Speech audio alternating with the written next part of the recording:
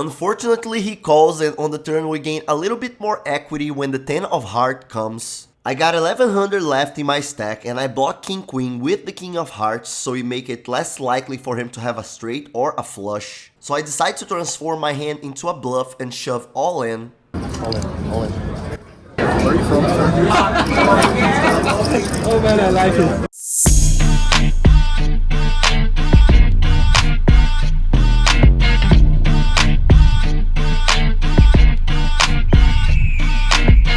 I'm all in. Yo! First of all, I'm drunk. And I'm gonna play 5-10 at Bellagio at 4 AM. Let's go. Okay, let me explain this idea of playing a late night completely drunk poker session at Bellagio. It all started with Abby's birthday. We played some beer pong and one thing led to another. Yo Abby, what did you say you would do? What? You say you would kick our ass. I'm gonna fucking beat the shit out of you. It's not even gonna be close. Alright. Alright. We'll see, we'll see. We're gonna win, baby! No, bro, we're gonna lose. We're gonna lose. Okay, fine. We're fine, probably gonna fine. lose. We're probably gonna lose. Gonna Probably lose. gonna lose. Go, go, go.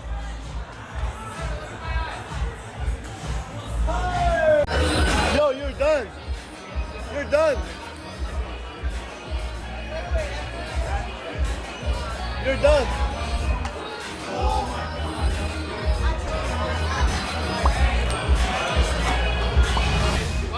Well played, bro. Well played. Well played, bro. Well played, well played. Vamos, vamos, vamos.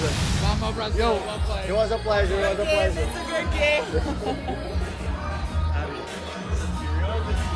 game. Yo, yo, yo, yo, yo, yo. This is what's up. Oh shit. No, Oh shit. Oh Yo, shit. hey, this is a real black guy with a real tight guy. You know what I'm saying? He by himself solo, but he about to get in that vagina. I was staying at an Airbnb close to the strip, but I was about to change rooms to a hotel that was close to Bellagio. The hotel room would only be available starting 11 AM, so I thought, why not playing some late night session at the Bellagio and make a cool vlog for you? Yeah, bro. 4 AM, that's what's gonna happen. That's what's gonna happen, guys. Let's go. I'm gonna post this shit, bro. 5-10, don't let me hold them. So now that I've set the stage and we're gearing up for one of the wildest poker sessions of my existence, welcome back to the Poker Prophet channel, the first poker vlog created to help you become a better poker player. I buy in for 1500, which was the max, and I clock in on the Bink app. In the first relevant hand in this table, I see 10-7 offsuit from the big blind. Thank you, bro. This is really my life. This channel is my life. They already realized I was drunk and I was a vlogger, so I was playing the part of the fishy drunk poker vlogger who was a great target for them to make money. This was one of the first hands and I couldn't record the beginning. Small blind limped pre-flop and I checked. Flop came 7-5 king. He decided to bet $10 and I called. Turn came a king of hearts and now he checked.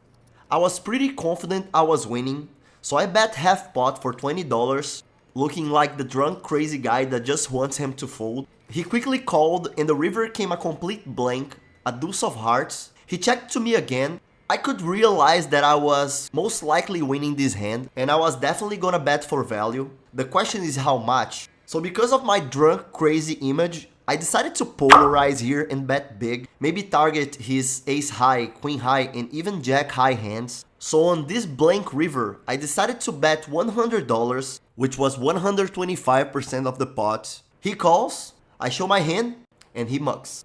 Drunk. Next hand is completely wild.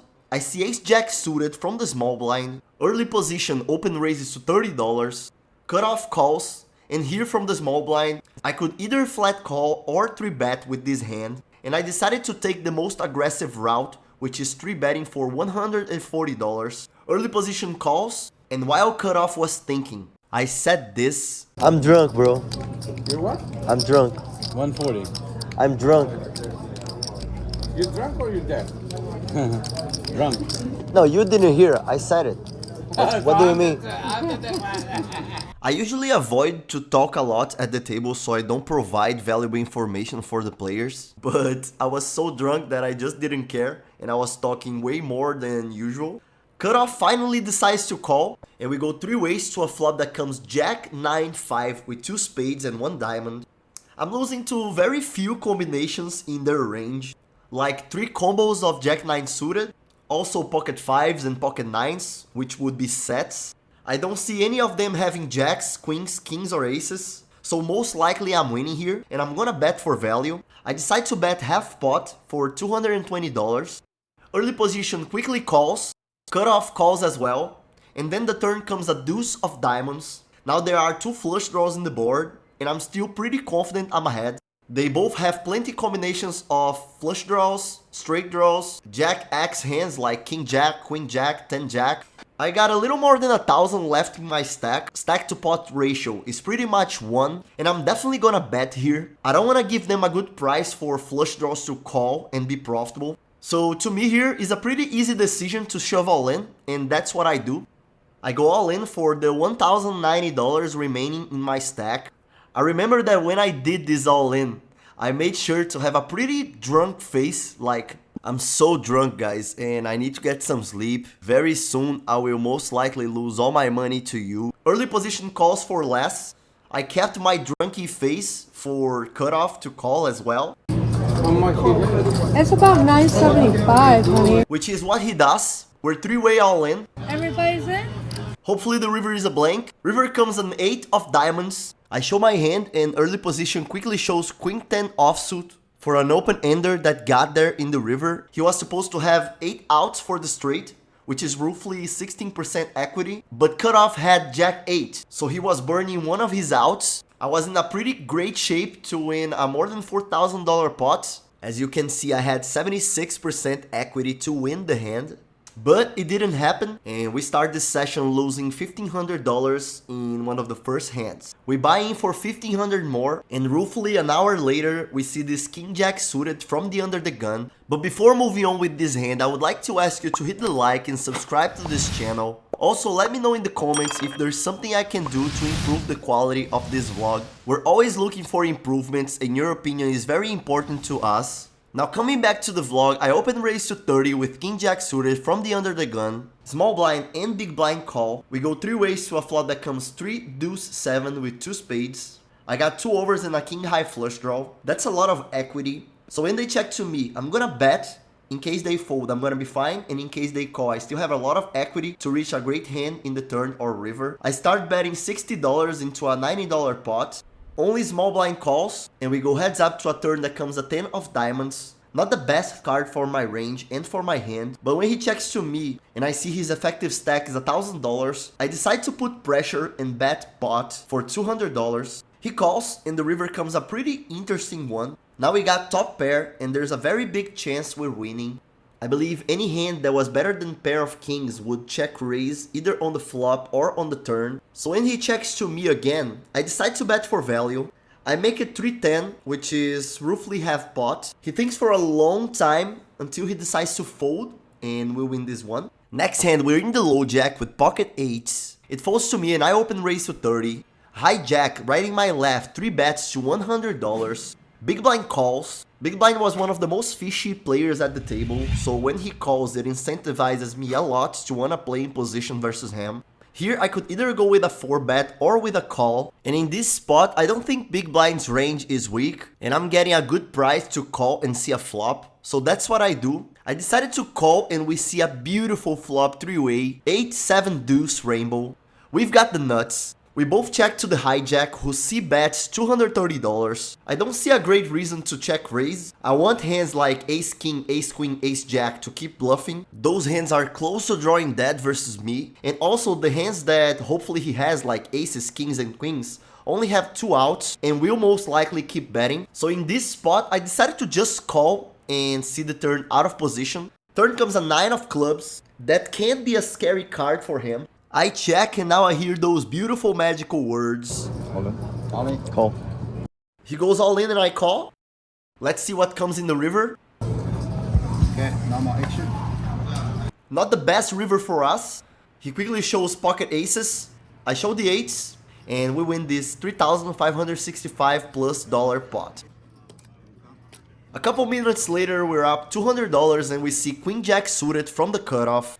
It falls to me and I open raise to $30. Only small blind call and we go heads up to a flop that comes ace king deuce with 2 diamonds and 1 spade. This flop is way better for my range than his. The reason why is because we have every ace king in our range, every ace queen, every ace jack, every ace 10, while with most of those hands, this guy would probably 3-bet. So because of this, I will bet here and most likely I will keep betting on following streets. I don't love this small sizing of $20. I would rather put in more pressure on him, but that's fine, I can put pressure on later streets. He calls and pressure will not be as necessary anymore because now we have the nuts and there are 2 flush draws in the board, which makes it even better because we can represent one of those flush draws and he can have one of those flush draws. And when he checks to us, I'm gonna bet an amount that those flush draws will not have a profitable price to call our bets. I could make it a little bigger, but 60 is fine as well. He quickly calls and the river comes a complete blank, a 3 of clubs. He checks to us again and we're gonna bet again. Now we make it 210, which is roughly a pot-sized bet. He thinks for a long time and in the end he decides to call. We show the bad news, he mugs, and we win. Around 2 hours into the session and we bought in for 3,000, so we're winning a pretty decent amount. And we see these pocket jacks from the small blind. It folds to us and we open raise to $35. Big blind calls and the flop comes 10-6 deuce with 3 spades. We have the jack of spades. Here is a great spot to bet small, and that's what I do. I bet $20 and he calls. Turn comes an interesting card, a queen of spades. Now we're losing to any king or ace he has in his range. And truth be told is that he has some, even though I do believe he would 3-bet a fair amount of those ace of spades. So here I decided to check and see what he does. He quickly bets $40, which is less than a third of the pot. Hopefully he has a worse spade than mine. So we call and the river comes another queen. I check again and he bets again, now 120. I snap call, he shows the king of spades. So congrats for extracting a good amount of value. Let's play this way. 35. You could probably realize by my voice that I was pretty drunk. It folds to me in the small blind with 4-3 suited and I decide to open raise to 35. He calls and we go heads up to a flop that comes queen 6 deuce with 2 diamonds and 1 heart. I have the single worst combo with this flop, 4 high. It would be way better if at least I had a spade in this flop for a runner flush possibility, or even 2 spades so I had a flush draw, but I didn't. But still I decided to c-bet as a bluff for $45. He calls and the turn comes a 7 of clubs. That's pretty much a blank. Whoever was winning the flop is still winning the turn. And I am representing a lot of strength, so I decide to bet again for $90. He calls again, river comes an ace of spades. That's a great card for my range. And now, I'm thinking between betting again or checking and giving up. And I decide to go with the first option. I decide to bet 260 for around 80% of the pot. I have studied spots like this where a good card for my range ends up appearing in the turn or the river, and usually what GTO does is it makes it a smaller sizing than I made. I didn't need to make it as big as 80%. I could make like half pot and my story would even be more believable, because let's say I'm bluffing with ace 5 suited and now I hit my ace. Would it make more sense to bet 260 or to bet half pot for 170, for example? I believe it would make more sense to bet 170 and I would end up risking less money on a bluff, but I made it 260 and let's see what he does. He thinks for a long time and ends up calling. I quickly show my hand and guys, he shows king 4 of diamonds, calling me with king high, which was also a missed flush draw. Sick call, congrats for that call. If I knew he had that hand, I would most likely still bet because I would think that he will fold, but not at all. He decided to call with king high and it was good, and congrats, he wins the hand. Next hand is another one versus the same player. I'm on early position with ace queen offsuit. I open raise to 30 and he flat calls in my left. He was the guy that decided to subscribe to the vlog right away, so I don't believe he was underestimating me, because if you see the channel you just realize I am most likely a good player. So maybe he just has a good hand, or maybe he's just thinking that he's way better than me, I don't know. And he's the only one who calls me and we go heads out to a great flop, Queen 9-6 rainbow. We got top pair, top kicker. We're losing to very few combinations of hands, and I decide to c-bet to $40. He quickly calls. Turn is not great. A king of clubs. Now any king jack, king 10 suited hand would have top pair. He could also have 10 jack suited easily here. So instead of betting, I decided to check and call in case he bets. And that's exactly what happens. I check and he bets $100. I wait for something like 10 seconds and call. River is a blank, a 7 of hearts. Whoever was winning in the turn is most likely winning in the river. I check to him and I'm decided to call unless he makes it a huge bet, which is not what happens. He bets 210 and I snap call. He mugs his hand and I decide to mug mine as well, and we win. It was already 9:30 a.m. and I was almost falling asleep on the table, so I decided to have breakfast and check into the hotel.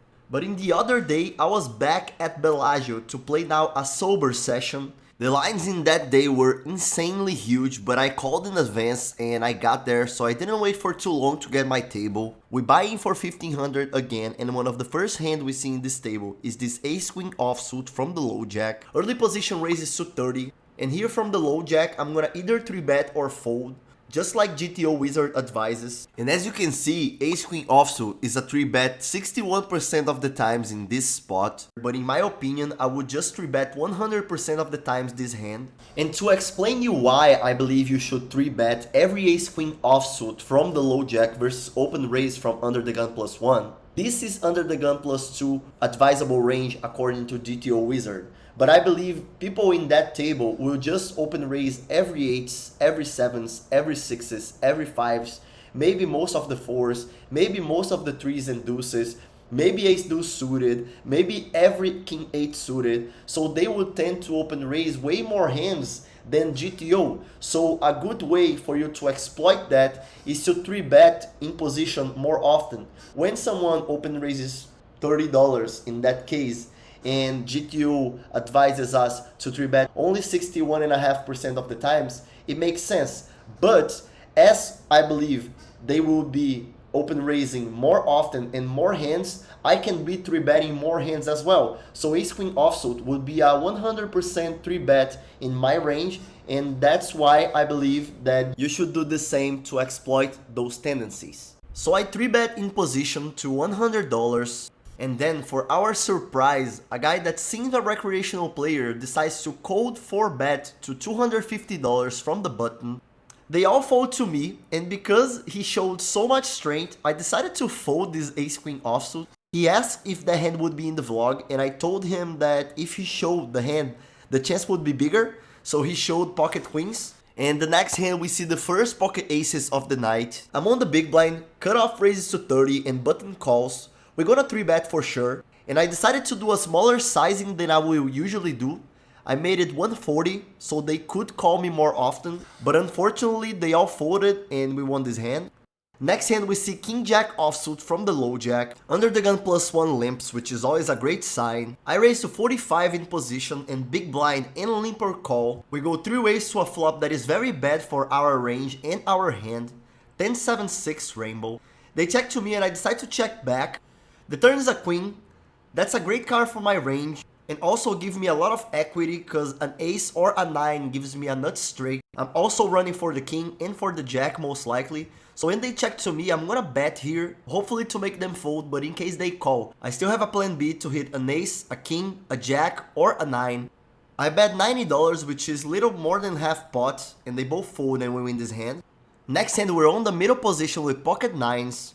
Early position raises to 30 and I'm gonna 3-bet here. I make it 100 to go. Early position 4 bets to $330. This table has definitely way better players than the table I was playing last night. That's normal. Yesterday I was playing at 5 AM and today I'm playing at 8 PM. And here with pocket 9s I can either go with a call or with a fold. I believe I should do a mixing strategy between both. 40% call and 60% fold, and in this case, versus this particular player, I decided to call in position and see a flop, which is a pretty good one for our hand. 10-6-5 with 2 spades and I have the 9 of spades. We're mostly losing to aces, kings, queens and jacks. He c-bets 220, which is around a third of the pot, and I call. And unfortunately, the turn comes the best card in the deck for him, at least for his range. an ace of diamonds. Now I'm also losing for hands like ace king, ace queen, ace jack. And I already studied spots like those. And whenever a good card for your range comes in the turn or the river in a situation like this, what GTO usually does is keep betting, but betting small. Which is interesting because when you realize that if a card is really good for your range and is a card like an ace or like a king, you don't necessarily need to bet big. You can bet small. And in this time I remember that I was curious to see how this guy would play because he wasn't supposed to bet, let's say 800 here, but he could bet like half pots, 1/3 or even less. And pay attention to the sizing he used right now. He makes it 180. That's less than 20% of the pot. And I remember that when I saw this, I realized that this guy was solid. And most players in this table were playing solid poker, which is not great for us in terms of making profit. Poker is a zero-sum game, so for us to make money, other people have to lose. And strategically speaking, it's way better to play against someone that doesn't know how to play or plays bad, other than playing versus someone who is trying to play solid poker and achieving that. I ended up folding, I bought in for 500 more, and the next hand I see pocket queens on the middle position, one limper before me, and I raise to 40. Two players call when we see a flop of ace, 6, deuce with 2 clubs. I don't have the queen of clubs. We all check, and the turn comes a 7 of diamonds. They check to me again, and now I believe I'm gonna bet to protect my equity over hands like flush draws. I don't think none of them has the ace, so I bet $40. One of the only main fishes at this table decided to call. In the river comes an ace of spades. He checks to us again, and now I believe we're clearly winning, and I'm gonna bet for value. I decide to bet $150 and he quickly folds. Next hand is the most interesting hand from this vlog in my opinion. I see pocket kings from the big blind. Early position, open raises to 30 and hijack 3 bets to $100. It folds to me and we got an easy decision to 4-bet. The question is how much. I decide to make it smaller than I will usually do. I 4-bet to $290. 1650.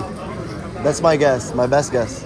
Hijack asks how much I got behind and is the only one who decides to call. We go heads up to a flop that comes ace, jack, 8 with 2 hearts. That's a relatively good flop for my range and a bad one for my hand. I will still be winning here a fair amount of times with pocket kings, and I also can represent many aces in my range, so I decided to keep betting. I decided to make it 250, which is around 40% of the pot. Unfortunately he calls, and on the turn we gain a little bit more equity when the 10 of heart comes. I got 1100 in my stack and I block king queen of hearts that I could have in my range as well. And in case I shove and he calls, I'm still most likely playing for the heart, for the king, for the queen. Hopefully he doesn't have the ace of hearts, which if he does, there's a big chance he's gonna call me. So after considering my options, I decide to transform my hand into a bluff and shove all in. All in, all in. He honestly looks like he's about to call. Where are you from, sir? Oh man, I like it. He asks where I'm from and I decide to keep my mouth shut. As a side note, I believe most Brazilians that you play against in Vegas will tend to be more needy and also more aggressive than the average. And after he thinks for more than 2 minutes, he decides to fold. Most likely we were losing this hand by the time that he took to decide to fold, and we win this hand. And if you think the upswing was over, you're far away from being right. Cause the exact next hand, I get pocket queens and I make top set on the flop. I was in the under the gun and I decided to check and everybody checked back. Turn was an 8 of hearts. Now flush gets there, but there's a very good chance no one has the flush yet. So I decided to bet $55. Only button calls and big blind folds. And we go heads up to one of the best rivers I could get. A 10 of diamonds.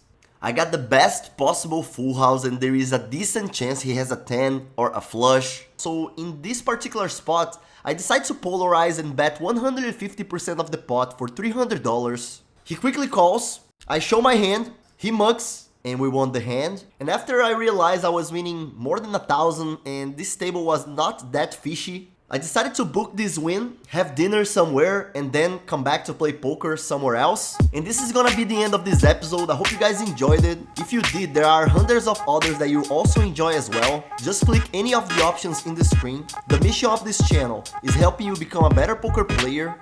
and see you next time.